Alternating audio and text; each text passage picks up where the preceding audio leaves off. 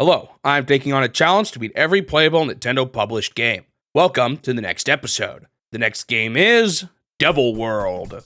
Next up was a game that was never released in the US despite having a release in countries in Europe. Before getting into why that is though, let's take a quick look at the development of this one. While Miyamoto had done some designing work for previous NES titles, this game was the very first NES exclusive that Miyamoto directed. This time though, he was joined by a new face to the company, Takashi Tezuka.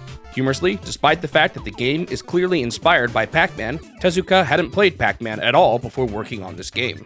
Tezuka would continue to work alongside Miyamoto in many of his big releases. He served in leadership roles for many of the games in the Legend of Zelda and Super Mario Bros. Franchises. While Miyamoto is the more well-known figure of the two, a quick look at the games that Tezuka has worked on reveals just how important he has been to Nintendo. In this game, you control a green dragon named Tomagon, and you are facing off against the devil himself. You might even recognize the devil as an assist trophy that has appeared in Smash Bros. To defeat the devil, Tomagon must use crosses and Bibles to power up. It was actually due to these religious themes that Arakawa, the head of Nintendo of America, decided that the game should not be released in the US. In this era, Nintendo as a whole was fairly strict about what sort of content could be allowed on their console, and Nintendo of America had even stricter guidelines than Nintendo in Japan. In an effort to avoid controversy, one of Nintendo of America's policies was to avoid religious references in games, although even that wasn't always completely consistent. As a result, the game was denied a US release, although it still ended up being released in countries in Europe. Almost 40 years later, the game would finally be available in the US through the NES Online service on the Switch. Upon starting the game, you get an extremely brief cutscene telling you to attack the Devil's World. After this, the game gets started.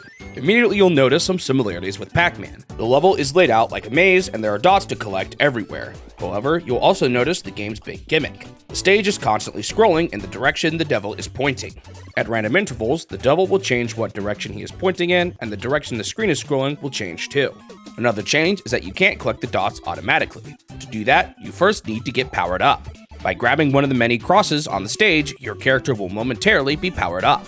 In this state, not only can you now collect dots, but you can also shoot fireballs at the enemies. These pink enemies are apparently called Meaton the Fried Egg Man, and shooting them with fire turns them into a fried egg. Man, this game is so weird. If you leave them as a fried egg, they will eventually return to their normal form, but if you manage to reach them while they are fried eggs, you will eat them.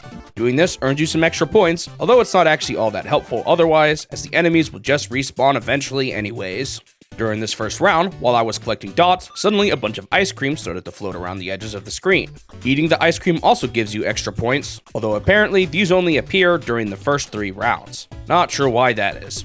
As you might expect, the main objective here is to grab all of the dots. Of course, the moving screen makes this a bit more tough. Sometimes, depending on the direction the screen is scrolling, you can't even reach the dots until the devil changes the direction. Additionally, you need to be careful during these transitions because you can easily get stuck behind a wall if you aren't paying attention. At least he gives you some warning between each switch. While a jingle plays once you get all the dots, the round doesn't actually end yet. Now, you have a new objective. You must bring 4 Bibles to the center and seal up 4 holes. These Bibles work a bit similar to the crosses. Carrying one allows you to shoot fireballs, although you have to give up that power every time you bring one to the center. During this part of the level, I lost my first life. I got crushed by a giant cross because I wasn't paying enough attention to the devil. After putting all 4 Bibles in place, the devil is defeated, I guess? After covering his eyes, the devil turns into a bat and just flies away.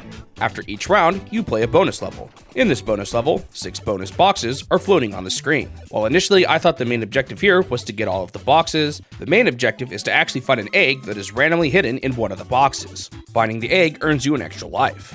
Honestly, whenever I got this, I thought I was just earning enough points to get an extra life, and I never even realized that one was hidden in each bonus. You still get points for grabbing each of the bonus boxes without the eggs, so it's still a good idea to get as many as you can.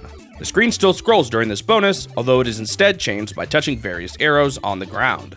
There's a super upbeat song that plays during this bonus, and I often like to sing along, including this moment where I made a dumb play and got squished while I was singing along.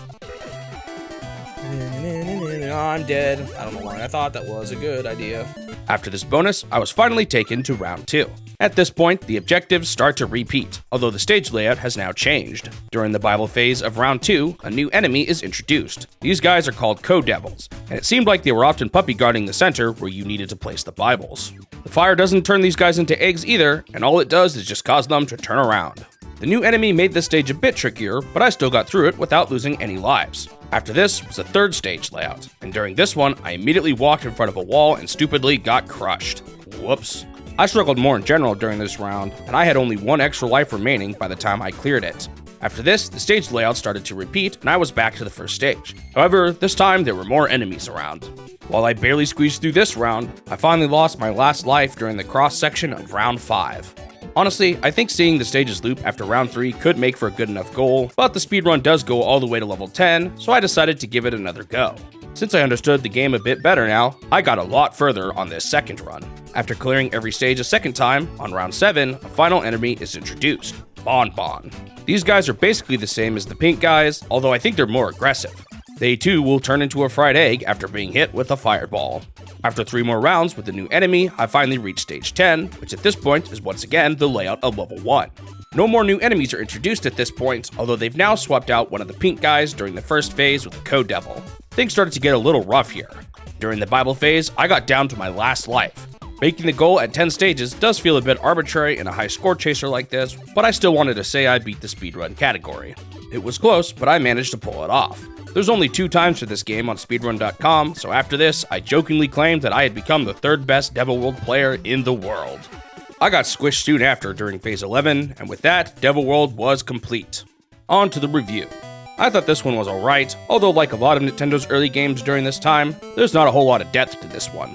While it does bring some changes to the formula, it's still very clearly inspired by Pac-Man, and unfortunately the moving screen majorly slows down the pace when you compare the two.